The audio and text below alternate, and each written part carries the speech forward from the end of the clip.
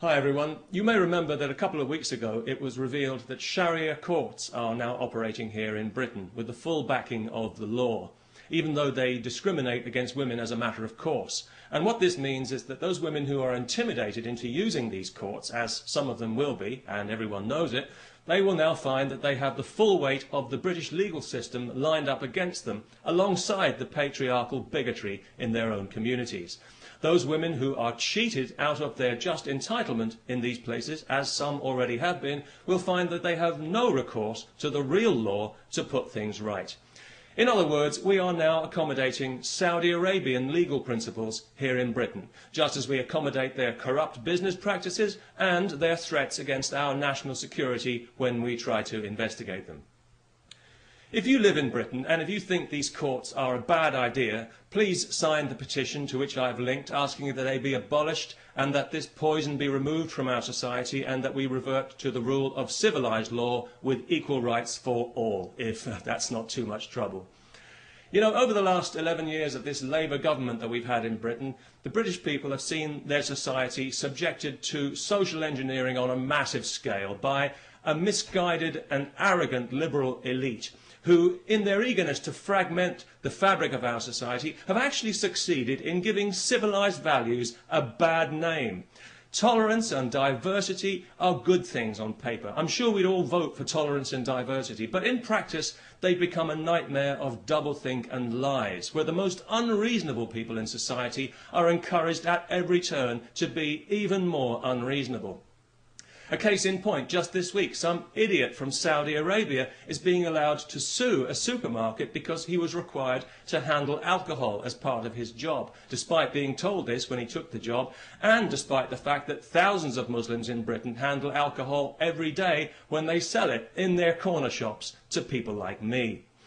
I do find it quite ironic that Islam forbids intoxication when you consider how many Muslims are seemingly so intoxicated by their religion, especially in Saudi Arabia. So it was no surprise to me to hear that this idiot was from Saudi Arabia, because I think we all know that that entire country is mentally ill. The Saudis would have us believe that theirs is the purest form of Islam. Well, I don't know about that, but it's certainly the nuttiest form. It's barking mad, if you'll pardon the canine metaphor, and it's pig ignorant, even if you won't. It's got to be just about the nastiest belief system on this faith-obsessed planet, and it's a cowardly one as well, enforced by cowardly men who are afraid of women and whose only language is ultimately violence. They're absolutely pathetic, and history is already laughing at them. If the term human rights means anything in this world, then one day the Saudis will pay out as much in compensation for their abuse of women as the Catholic Church has for its abuse of children. And I'll certainly drink to that. Because I was out earlier today, coincidentally, buying some beer, not because I enjoy beer particularly, but because I know it offends Islam. Although it didn't seem to bother the Muslim shopkeeper I bought it from, maybe he was just being polite. Anyway, as I was leaving the shop with my beer, two women happened to walk past wearing burqas. Nothing too unusual about that, not anymore, not in London anyway, and nobody really paid it much attention, apart from one small child who I overheard describing them to her mother as letterbox ladies, which I thought was actually quite inventive and rather charming. But of course it was also deeply offensive, so we had the child put to death. No, not really.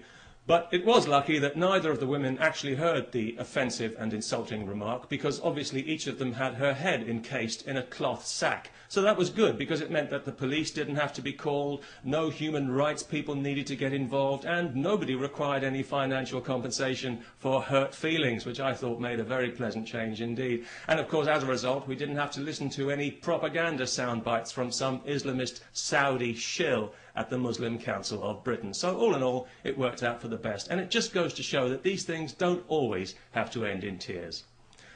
Peace, especially to everyone who remembers to sign the petition.